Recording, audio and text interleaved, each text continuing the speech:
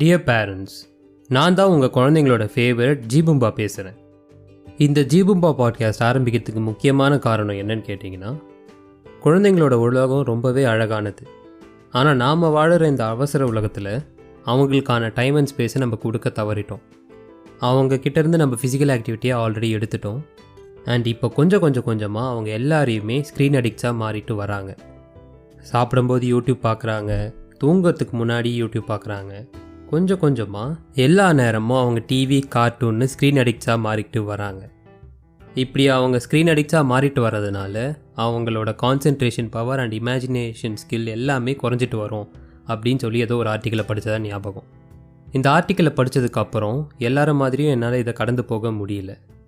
ஒரு தனி மனிதனாக இதற்காக நம்ம என்ன பண்ண முடியும்னு யோசித்தேன்.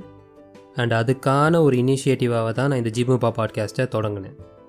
இந்த ஜீபும்பா பாட்காஸ்ட் முன்னெடுப்பை எடுத்த கொஞ்ச நாட்கள்லேயே உங்களில் பல பேர் பயங்கரமான ஒரு ஆதரவை கொடுத்துருக்கீங்க.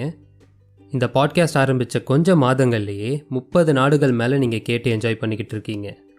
அது மட்டும் இல்லாமல் 15,000 லிசனர்ஷிப்ன்ற மைல் ஸ்டோனை தாண்டி நம்ம பாட்காஸ்ட் போய்கிட்டு இருக்குது. இதெல்லாம் கேட்க ரொம்ப சந்தோஷமாக இருந்தாலும் இந்த ஜீபும்பா பாட்காஸ்ட்டை என்னால் தொடர்ந்து பண்ண முடியுமா அப்படின்ற ஒரு கேள்வி என் முன்னாடி நிற்குது. அது எதனாலனா, இந்த ஜீபும்பா பாட்காஸ்ட்டுக்கு நான் இன்வெஸ்ட் பண்ணுற டைம் அண்ட் எனர்ஜி எனக்கு ரிட்டர்ன் கிடைக்குதா ஏதோ ஒரு வகையிலன்னு கேட்டிங்கன்னா இல்லைன்னு தான் சொல்லணும். இது வரைக்கும் நான் ஜீபும்பா பாட்காஸ்ட் மூலமாக ₹1 கூட சம்பாரிச்சது கிடையாது. இது என்னோடய மெயின் கரியரும் கிடையாது. அண்ட் இந்த ஒரு விஷயம் ஒரு பாயிண்டில் என்னை சோர்வடைய வைக்குது. உங்களில் பல பேர் இந்த ஜீபும்பா பாட்காஸ்ட்டோட கான்டென்ட்ஸ் எல்லாத்தையும் கேட்டு ரசிச்சுட்டு இருப்பீங்க. நீங்களும் அடுத்த தலைமுறை குழந்தைகளுக்காக ஏதாச்சும் பண்ணணும், இந்த ஜீபும்பா பாட்காஸ்ட்டை வெறும் ஒரு பாட்காஸ்ட்டாக பார்க்காம ஒரு இனிஷியேட்டிவாக பார்த்தீங்கன்னா நீங்கள் நம்ம ஜீபும்பா பாட்காஸ்ட்டுக்கு ஃபினான்ஷியலாக சப்போர்ட் பண்ணலாம். உங்களில் பல பேர் பல நாடுகளில் இருப்பீங்க. உங்களால் முடிஞ்ச உதவியை நீங்கள் செய்யலாம்.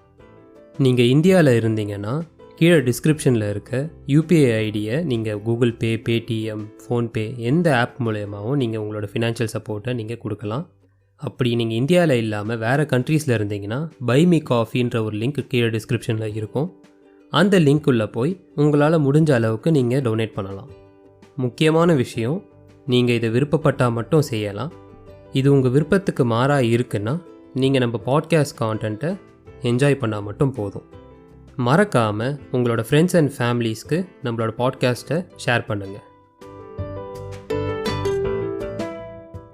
வணக்கம் சுட்டீஸ், நான் தான் உங்களோட ஜீபும்பா பேசுகிறேன். நீங்கள் எல்லாரும் எப்படி இருக்கீங்க? இன்னைக்கு நான் உங்களுக்கு ஒரு நல்ல கதை சொல்கிறதுக்காக வந்திருக்கேன்.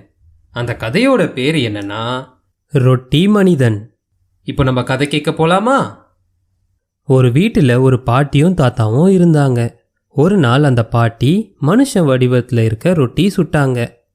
சாப்பிடலான்னு அது எடுத்தப்ப அந்த ரொட்டி மனிதன் ஜன்னல் வழியாக குதிச்சு ஓடிடுச்சு. உடனே பாட்டியும் தாத்தாவும் அதை துரத்துக்கிட்டே ஓடுனாங்க.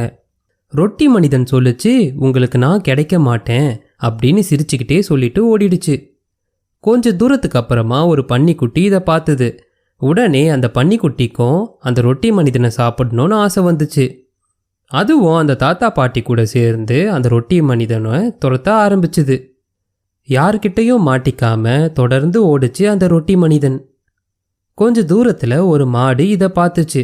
அடடா, இந்த ரொட்டி மனுஷனை சாப்பிட்டா நல்லா இருக்குமேன்னு அதுவும் துரத்த ஆரம்பிச்சுது. யார்கிட்டையும் மாட்டாமல் ஓடின ரொட்டி மனிதன் கடைசியாக ஆற்று பக்கம் வந்தான். அடடா, இந்த ஆற்றுல இறங்கினா நாம் கரைஞ்சி போயிடுவோமே அப்படின்னு யோசிச்சான். அப்போ அங்கே ஒரு நரி வந்துச்சு.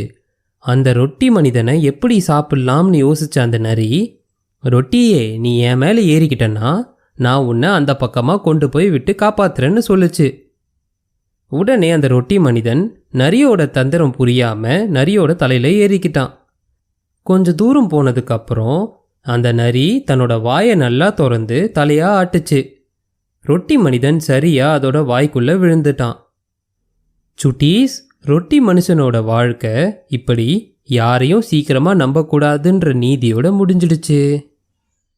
அவ்வளோதான் சுட்டீஸ், இந்த கதை இதோட முடியுது. இந்த கதை உங்கள் எல்லாருக்குமே பிடிச்சிருக்கோன்றதை நான் நம்புகிறேன். இதே மாதிரி ஒரு நல்ல கதையோட நான் உங்களை சீக்கிரமாகவே சந்திக்கிறேன்.